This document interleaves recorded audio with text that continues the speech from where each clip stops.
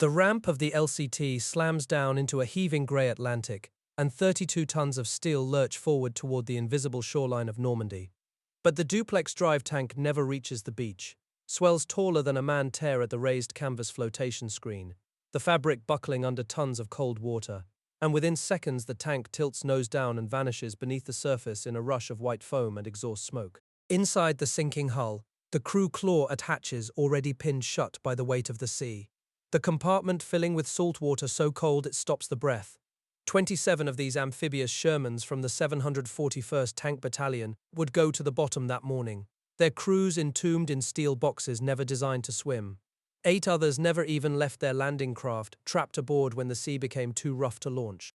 Only 2 tanks out of the 32 assigned would reach the sand under their own power, their propellers churning against a sea that simply refused to cooperate. But how did a tank conceived in the industrial scramble of a peacetime army, a machine born from compromise and mass production rather than revolutionary design, become the armored backbone that would carry the Allies from the surf of Omaha Beach to the heart of Berlin? To understand that choice, we have to go back to the winter of 1941, to a nation not yet at war, but already racing to build the weapon that would define its armored force. The United States Army of 1939 possessed fewer tanks than the armies of Italy or Poland. A decade of economic depression and a deep strain of isolationism in American foreign policy had starved the armored branch of funding, leaving its tank designs to wither on the drafting tables. President Franklin Roosevelt, watching the German blitzkrieg consume Europe, ordered a massive rebuilding of the military, but the industrial base needed to produce modern armor simply did not yet exist. The clearest evidence of this neglect was the M2A1 medium tank, a machine so obsolete that it entered production in December 1940, at precisely the same moment the Soviet Union began building its revolutionary T-34. The M2A1 was manufactured for one reason only: nothing else was available. Yet within the Ordnance Corps, a small cadre of engineers had spent their scanty budgets wisely, investing not in whole tanks, but in components, guns, transmissions, and suspensions, that could be rapidly assembled when the demand finally came. That demand arrived in 1941. The first modern American medium tank, the M3 Lee, paired a hull-mounted 75mm gun with a small turret carrying a secondary 37mm weapon, an arrangement borrowed from the French Char B-1 bis. It was a stopgap, a tank built because American factories could not yet cast turrets large enough to house the 75mm gun that tactical doctrine demanded. Over 6,000 M3s would roll off the assembly lines at the American Locomotive Works and Baldwin Locomotive Works, and 70% of them would be shipped overseas to Britain and the Soviet Union. Now stand for a moment before the T6 prototype that emerged from the workshop in September 1941. Because this single vehicle represents the architectural break between the outdated M3 and the tank that would win the war. It sat on the same chassis as the Lee, with the same suspension bogies bolted to the hull sides, the same Continental radial aircraft engine mounted in the rear. But the superstructure had been entirely reconceived. A cast turret, circular and sloping, seated above the fighting compartment, housing the long barrel of a 75mm dual-purpose gun, capable of firing both armor-piercing shot and high-explosive shell. This single machine, with its welded steel plates and its turret, traversing through a full 360 degrees, was the physical answer to every lesson American observers had learned from British tankers fighting in the Western Desert. By February of 1942, the first production M4A1 emerged from the Lima Locomotive Works in Ohio, its cast hull a distinctive smooth curve of hardened steel. The United States had been at war for 2 months. The factories were now running at full tilt, but an immediate crisis threatened the entire program. There were not enough aircraft engines to power every tank the Army demanded. The Wright Whirlwind radial that drove the M4 and M4A1 was needed for warplanes, and so the Ordnance Corps turned to whatever power plants American industry could provide in quantity. From this shortage came a family of variants. The M4A2 paired 2 General Motors 671 diesel bus engines, a configuration the US Army itself would largely reject. It refused to complicate its fuel supply with diesel in the field, but that the Soviet Union, through Lend-Lease, would eagerly accept. The M4A3, the version that would become the true workhorse of American armored divisions, carried a Ford GAA gasoline V8, and nearly every example produced was earmarked for US forces. And the M4A4, its engine bay crammed with the bizarre Chrysler A57 multibank, essentially 4 automobile engines bolted together, was supplied almost entirely to Britain. In the summer of 1942, the first large shipments of completed tanks reached the British Eighth Army in Egypt.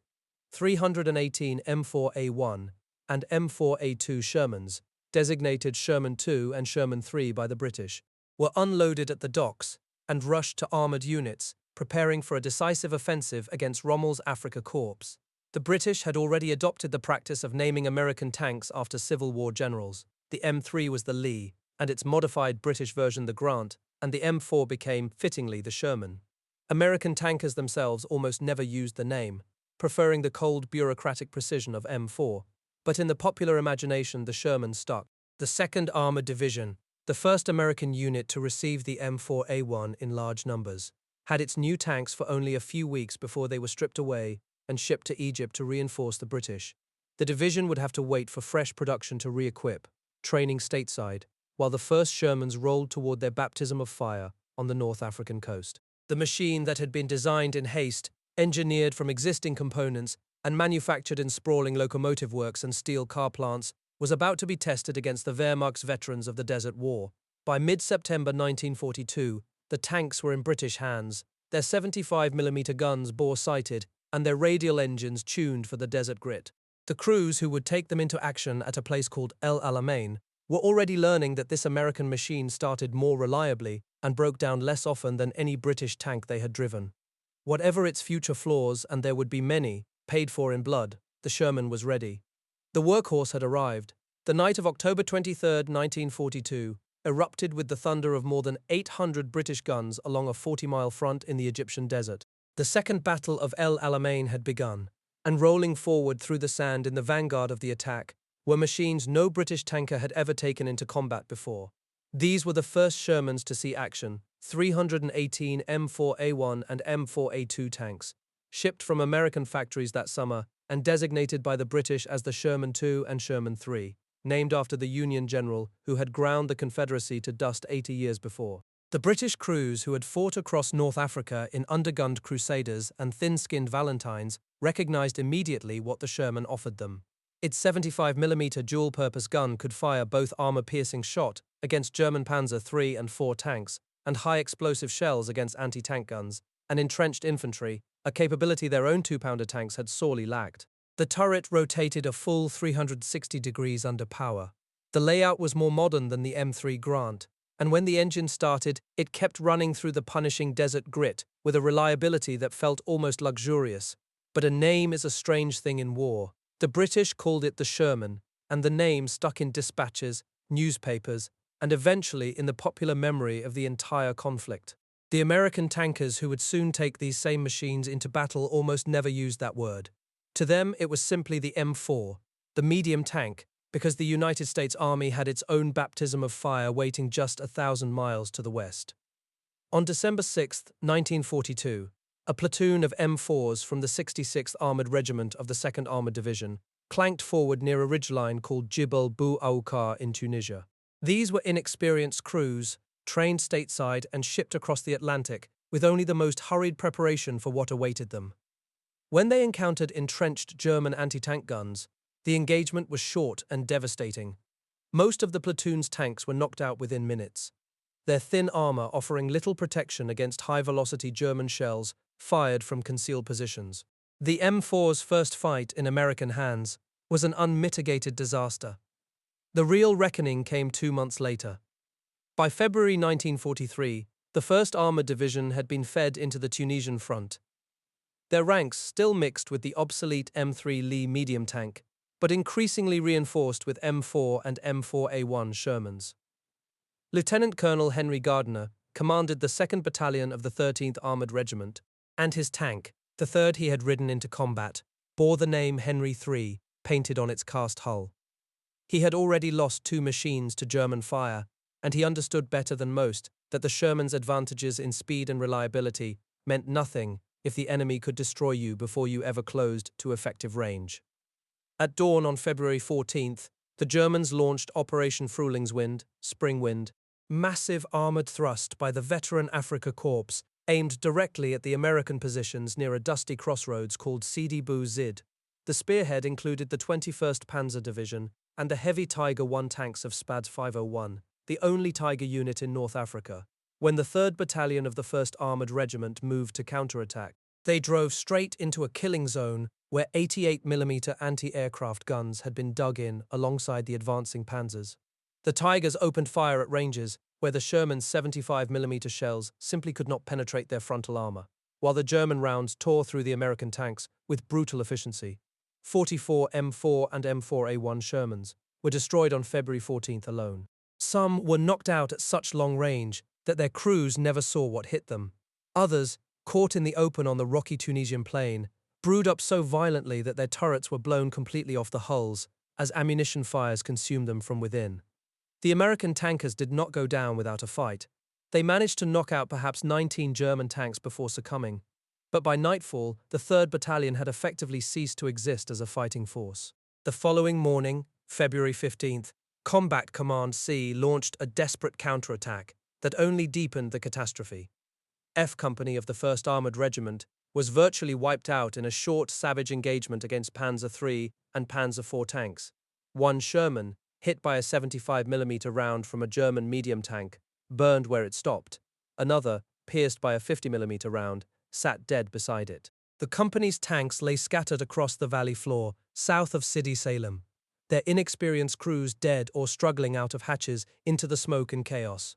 Gardner's battalion, which had fought a clever and hard-fought defense at Spatler, an action even Field Marshal Erwin Rommel would later praise, was forced to withdraw or be completely annihilated. By February 19th, the Germans had pushed through Kasserine Pass, and the American position in central Tunisia collapsed into a headlong retreat. The 1st Armoured Division had lost the vast majority of its Shermans, and the survivors who stumbled back toward the Algerian border carried with them a grim education in what modern armoured warfare actually demanded. A court of inquiry convened in the aftermath, and the findings were blunt. The crews had been undertrained, the tactics were inadequate, and the Sherman, for all its automotive virtues, was too thinly armoured and undergunned to trade shots with the heaviest German tanks. The lessons of Kasserine would reshape American armoured doctrine for the remainder of the war. When the Allies finally stopped the German advance by February 24th, and the Tunisian campaign ground toward its eventual conclusion in May, the M4 had already begun to evolve. Applique armor plates were being welded over the hull ammunition bins, a grim acknowledgement of the catastrophic fires that had consumed so many tanks at Sidi Bou Zid. But more important than the metal was the mindset. The men who would take the Sherman into the next campaign would be trained very differently from the crews who had been fed into the furnace of North Africa. The test of that training arrived on July 10, 1943, when Operation Husky hurled American and British forces against the beaches of Sicily. Among the tanks grinding up through the surf was a machine belonging to E Company of the 2nd Armoured Division, a cast-hull M4A1 the crew had named Eternity, the name painted below a cluster of geometric tactical signs that identified its unit. A white circle had been painted around the American star on the hull, a lesson learned from North Africa, where the unadorned star had too often been mistaken for a German cross at long range. The terrain of Sicily was nothing like the open desert. Mountains rose sharply from the narrow coastal plain, and the only roads capable of supporting tanks twisted through villages and across ancient stone bridges. The initial tank skirmishes near Piano Lupo on July 11th saw the 753rd Tank Battalion knock out 3 Tiger tanks at a cost of 4 M4A1s. RAN exchange rate that reflected both the Sherman's vulnerability and the fact that even a Tiger could be killed if engaged from the flank or rear in close country. The German Tiger Company deployed on the island, part of Spudzapt 504, lost 14 of its 17 tanks within the first week. The American commander in Sicily, General George S. Patton, watched these engagements and reached a conclusion that would shape the rest of the campaign. The Sherman was being chopped up into small packets to support infantry advances, precisely the role that exposed its thin armor to German anti-tank ambushes. Patton ordered the 2nd Armored Division consolidated into a single mailed fist and sent it racing westward to clear the island and capture Palermo. It was the kind of exploitation mission for which the American Armored Division had been designed, and for which the M4, with its superior road speed and remarkable mechanical endurance, was ideally suited. The sprint to Palermo covered over 100 miles of hostile terrain in a matter of days. The Sherman's right radial aircraft engine ran hour after hour in the Sicilian heat without failing, a performance no German heavy tank of the period could have matched. The 75mm gun, criticized for its lack of armor penetration, proved devastating against the Italian Renault infantry tanks, machine gun nests, and anti-tank gun positions that dotted the route. When the 2nd Armored Division rolled into Palermo on July 22nd, Patton had demonstrated exactly what the M4 could achieve when used as its designers had intended, as a weapon of rapid exploitation. Not a duelist against heavy armor, by August 17, 1943, Sicily had fallen, and the campaign's lessons were being absorbed on both sides of the Atlantic. The British, who had encountered Tiger tanks in Tunisia and now again on the island, were convinced that something beyond the 75mm gun was needed for the coming invasion of Europe, a conviction that would lead them to wedge the massive 17-pounder anti-tank gun into the Sherman's turret to create the Firefly. The Americans drew a different conclusion. Patton and his commanders had seen the M4 perform brilliantly as an instrument of rapid advance, and they still believed that tank versus tank combat was a mission best left to the specialized tank destroyer force. The Sherman's baptism in fire had revealed its vulnerabilities, but the severity of those lessons depended entirely on who was doing the learning. The autumn rains arrived over the Tyrrhenian coast with an intensity that no Allied planner had fully anticipated, and they fell without mercy on the morning of September 9, 1943. As the U.S. Fifth Army's landing craft ground ashore at Salerno, the M4 Shermans of the separate tank battalions lurched down the ramps and into a landscape of volcanic mud that swallowed their 16-inch tracks to the bogey tops within the first 200 yards of movement. The 75mm gun proved its worth immediately, lofting high explosive shells onto German machine gun nests embedded in the stone farmhouses that clung to the terraced hillsides. But the Sherman could not maneuver. Its Continental radial engine produced 400 horsepower of reliable thrust, yet the narrow tracks spun uselessly in the soft Italian topsoil, leaving tank after tank bellied down and immobile, while German 88mm guns, sighted on the high ground, picked them off one by one. The Salerno beachhead held, but the breakout stalled against the geography of the Italian peninsula. The central Apennines ran like a bony spine down the length of the country, and the only roads capable of supporting armored columns were narrow, winding defiles overlooked by limestone ridges from which German anti-tank gunners commanded every approach.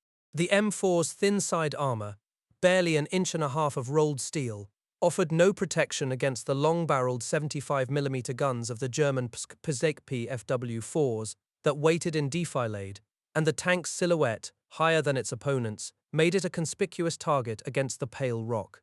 The Sherman had been designed for a war of rapid exploitation across the open plains of northern Europe, but in Italy it was being used as a blunt instrument of infantry support, a role for which its 75mm dual-purpose gun was well suited, but which robbed it of every maneuver advantage it had been engineered to possess. Through the winter of 1943 and into the new year, the Italian campaign settled into a grinding stalemate that the veteran crews of the 1st Armored Division had not seen since the bitter losses of Kasserine. They learned to strip the suspension bogies of impacted mud every few hours, to check the track tension in the freezing pre-dawn darkness, and to weld whatever steel they could scavenge onto the hull sides over the ammunition bins, a practice that had begun in Tunisia and now became standard.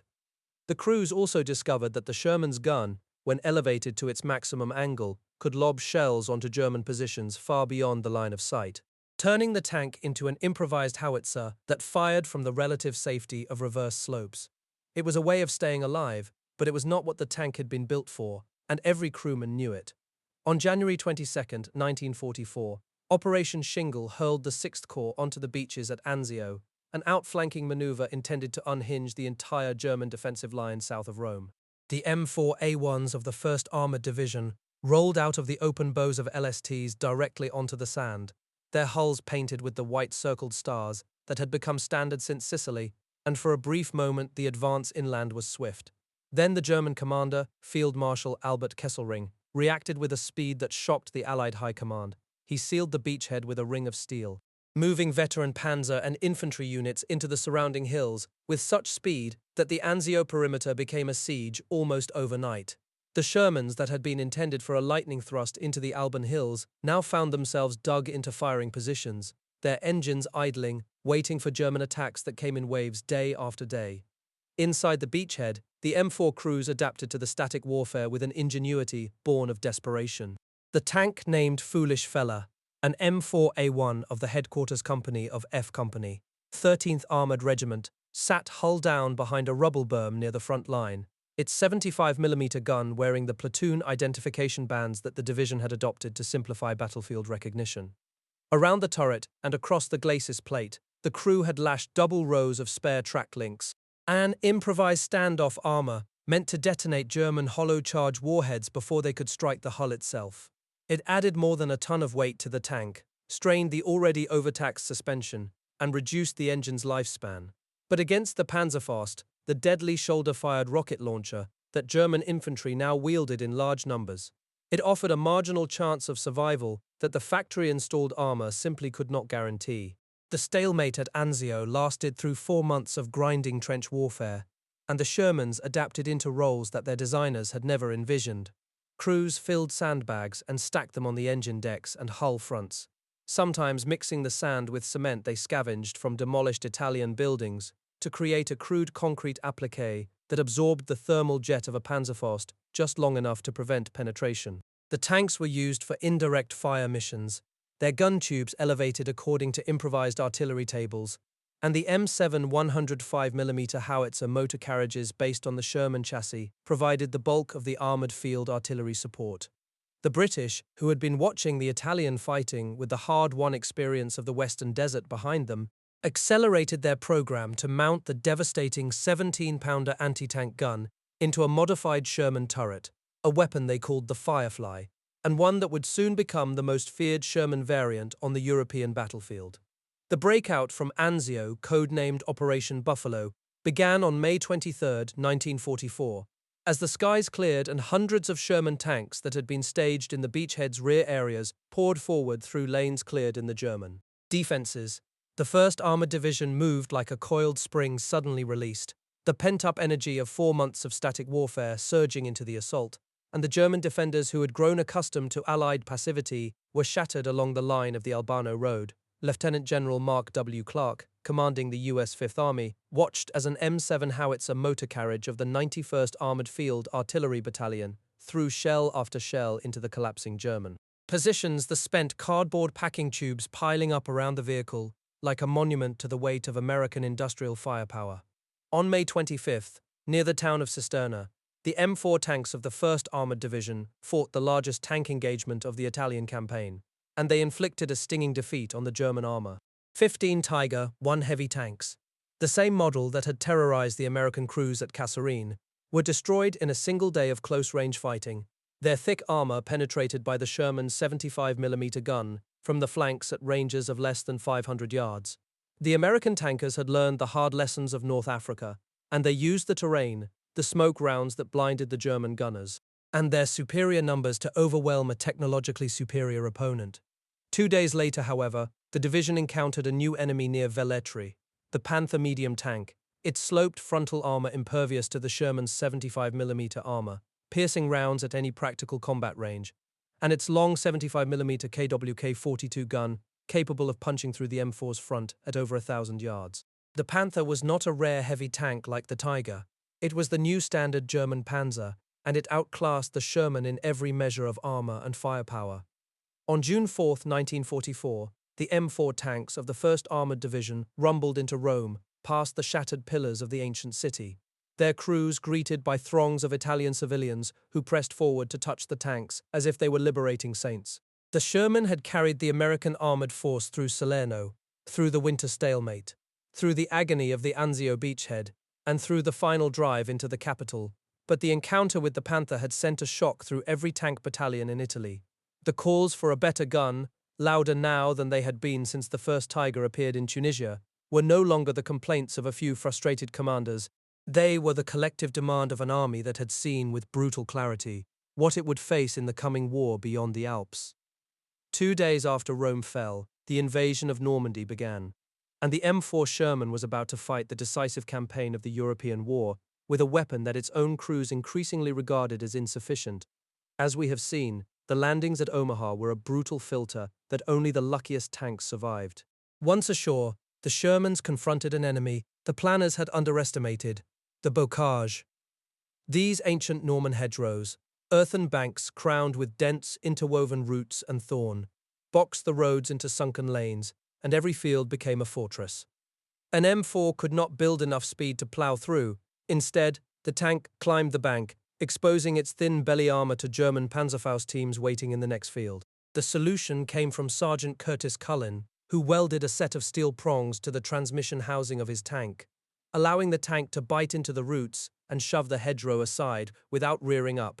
The Cullen device, soon dubbed the Rhino, spread through the armored units as fast as field workshops could cut and weld, and by mid-July the bocage was no longer an impassable wall, but a brutal, slow-motion corridor fight. On July 25th, Operation Cobra detonated the stalemate. 1,000 heavy bombers unloaded their payloads in a carpet that liquefied German positions west of St. Lo. And then the 2nd and 3rd Armored Divisions surged through the rupture. Among the spearheads was the newly committed 4th Armored Division, and in its ranks, Major Creighton Abrams, a stocky, quiet officer who commanded the 37th Tank Battalion, with a relentless, instinctive aggression. His tanks raced down cratered roads at 30 miles an hour, bypassing strongpoints and slicing deep into the German rear. For the first time since the invasion, the Sherman's outstanding automotive reliability and its 75mm guns' dual-purpose punch were used as they were meant to be, a fast-moving exploitation force that left the enemy no time to regroup. The German front in Normandy collapsed, and the pursuit spilled into Brittany and toward the Seine. On August 15th, a second invasion, Operation Dragoon, crashed into the Mediterranean coast of southern France, where the calm summer waters allowed DD Shermans to land almost uncontested.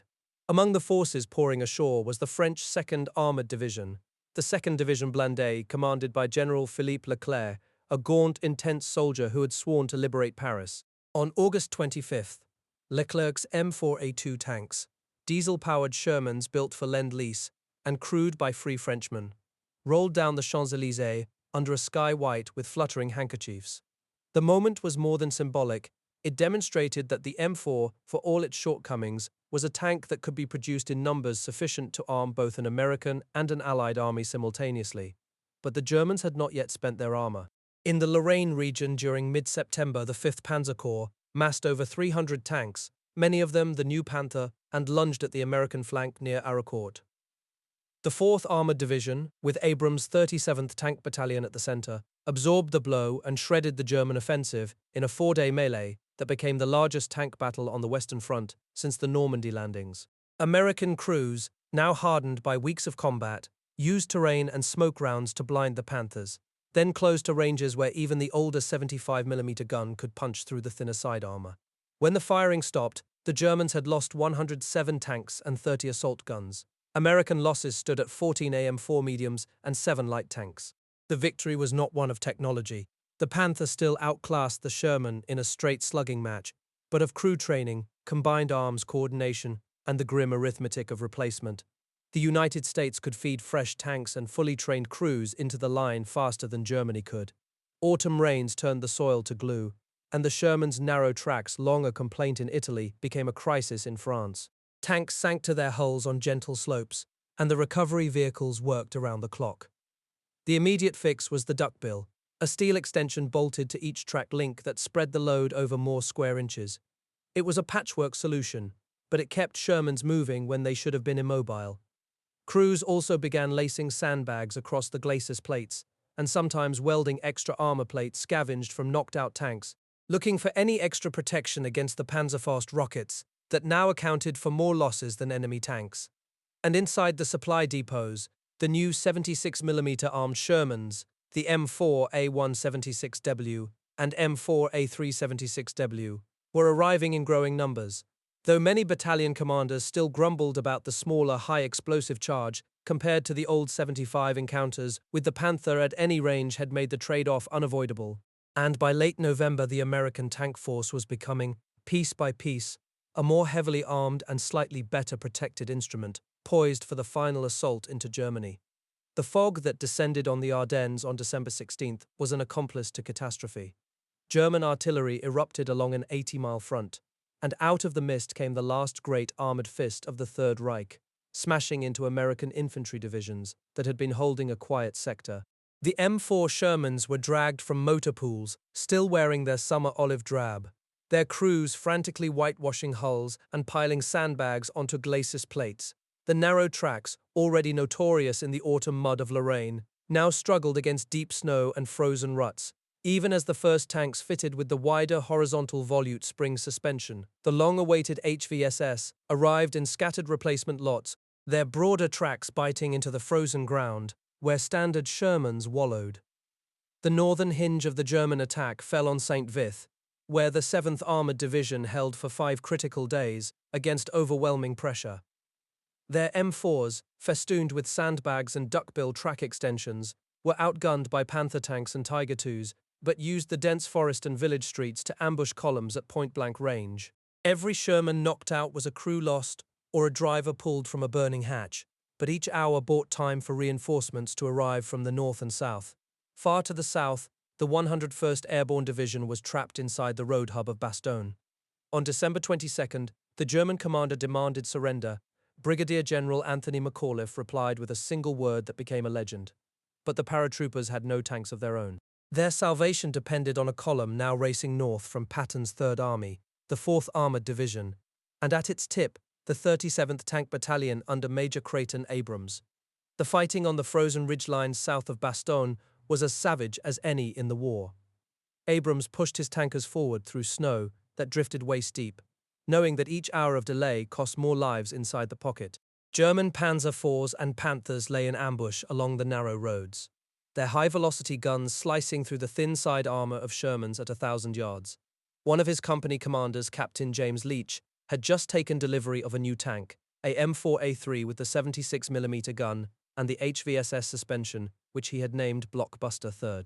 The wider tracks gave his company a precious edge in mobility, allowing them to maneuver through fields that bogged standard Shermans. By Christmas Day, the weather broke. Allied fighter bombers poured through the clouds and fell on German supply columns.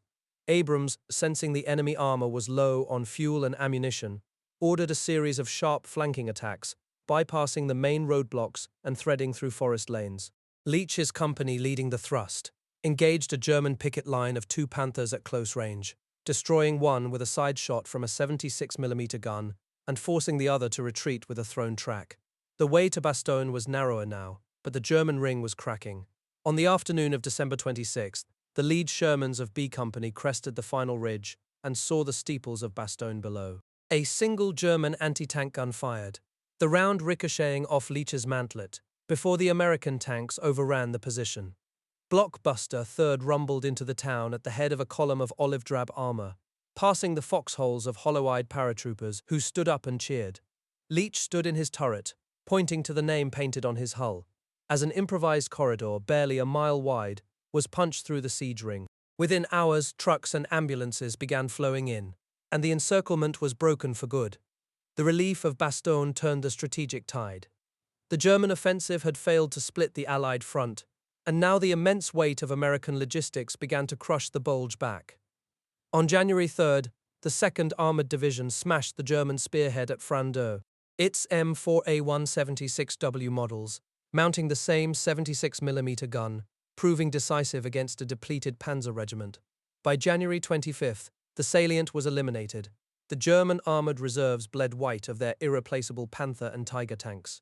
The US Army had lost hundreds of Shermans, but replacements arrived almost weekly, while German factories could not match the pace. The spring offensive that followed demonstrated the Sherman's true strategic value, not as a dueling machine, but as a reliable mobile platform that could advance when others could not. Mud, snow, and rubble meant little to a tank that could be repaired in hours from a floating reserve of spare parts. In March, the 4th Armored Division, now with Abrams commanding a combat command, crossed the Moselle River and captured Trier. The HVSS Shermans, distributed across the battalion, led every river crossing, their tracks spreading the weight over pontoon bridges and soft riverbanks. The symbolic climax arrived on March 7th at Remagen, when Shermans of the 9th Armored Division rumbled across the intact Ludendorff Bridge over the Rhine, the first Allied tanks on German soil east of the Great River. German engineers set off demolition charges, but the bridge held, and within 24 hours a stream of Shermans and tank destroyers had crossed. The natural barrier that had guarded Germany since Roman times was breached by a workhorse tank that its own commanders had once dismissed as undergunned. By the end of April, US 7th Army Shermans formed up in the shattered squares of Munich, their hulls still caked with sandbags and their tracks clattering on cobblestones. The war in Europe ended on May 8, 1945.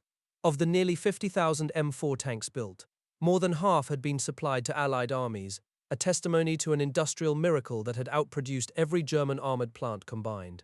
The crews who climbed out of their hatches that spring were not the same inexperienced tankers who had been slaughtered at Sidi Bouzid. After the war, Major Creighton Abrams remained in the army and rose to become Chief of Staff. A generation later, the main battle tank of the United States would bear his name, a direct lineage from the Shermans of the 37th Tank Battalion. General Philippe Leclerc, whose French 2nd Armored Division had liberated Paris with M4A2 diesels, also lent his name to his nation's modern tank, the AMX Leclerc. Captain James Leach, the first man into Bastogne, returned to civilian life, and the records are quiet on his later years. General George Patton, the prophet of armor, died in December 1945 from injuries suffered in a car accident, leaving behind a tactical playbook that had molded the armored forces of the Republic. The legacy of the Sherman is not found in any single statistic of armor thickness or muzzle velocity. It is found in the arithmetic of industry and the resilience of the men who climbed inside each morning, knowing the odds against a Panther were poor, but trusting that there would be another Sherman behind them and another platoon on the flank.